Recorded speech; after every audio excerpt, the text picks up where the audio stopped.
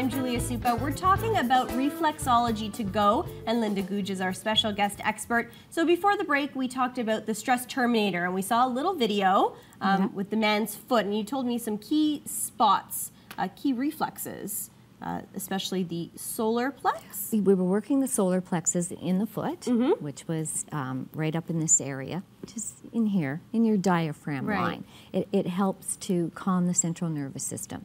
And then later we moved up into the head, right, which is all found in the upper toes. In your toes. Right, and so by stimulating the brain, then you start to activate all of the neurons and sending the messages to the body. Okay, we've got some pictures that you gave us of some other people's feet. Good. And hands. So we're going to take a look at some of them. Let's bring the first one up and you can tell us what key reflex that is. Okay. So we're just getting that up. Oh, those are our feet. So that's a map of the feet, right? That's basically your roadmap. I call it my GPS to wellness. So you would refer to it when you're, first learning about reflexology, especially on yourself. Okay. And the next one?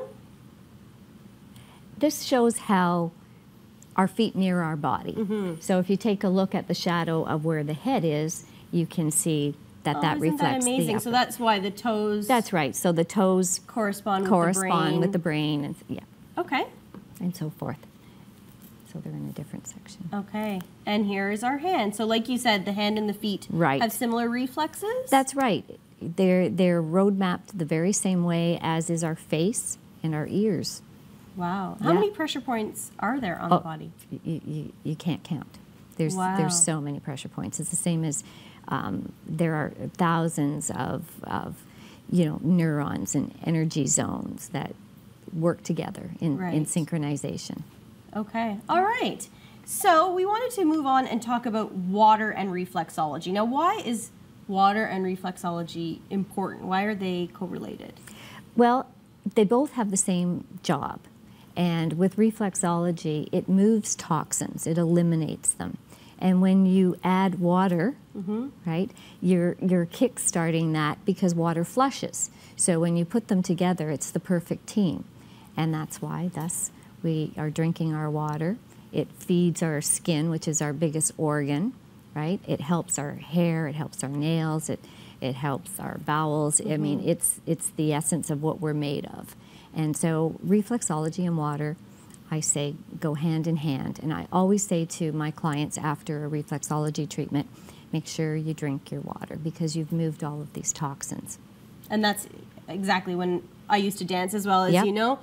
After any major workout or throughout, you're drinking water, constantly flushing your system after a massage. Hydration, right, exactly. So there's so many people that walk around dehydrated, not knowing that they are slightly dehydrated.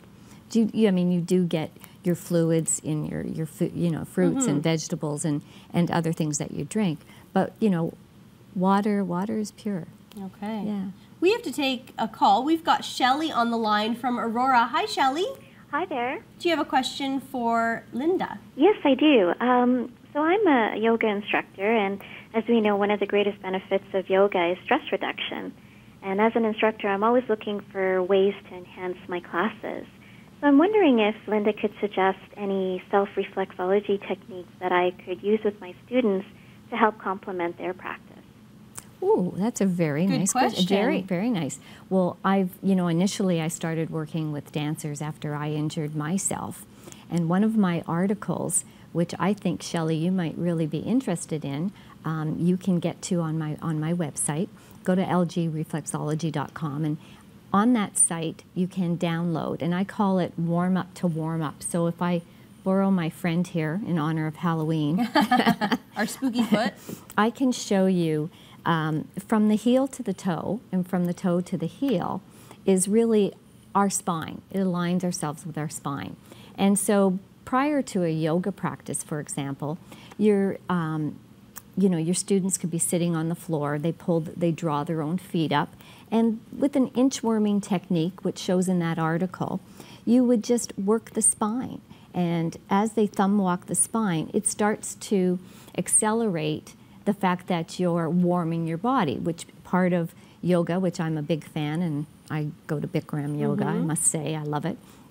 And as you are warming your body, it expedites that. Now, you would obviously go back down the spine, and as you do this several times, combine it with the deep breathing techniques, and you could actually all do this as a class together.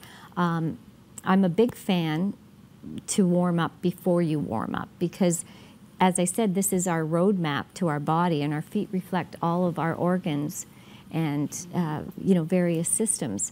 So that's one move. Another one is as we just started talking about, the solar plexus, which is one of the main key reflexes for reflexology. It's found in the center of the foot. As your students are sitting on the floor, legs forward, starting to stretch their hamstrings, it's easy to reach around that foot and reflex your own solar plexus. Combine that with deep breathing, and you're just ready to practice. Does that help you? I think it does. I'm not sure that she's still on the line, but I think it helps me. I'm going to try some of those.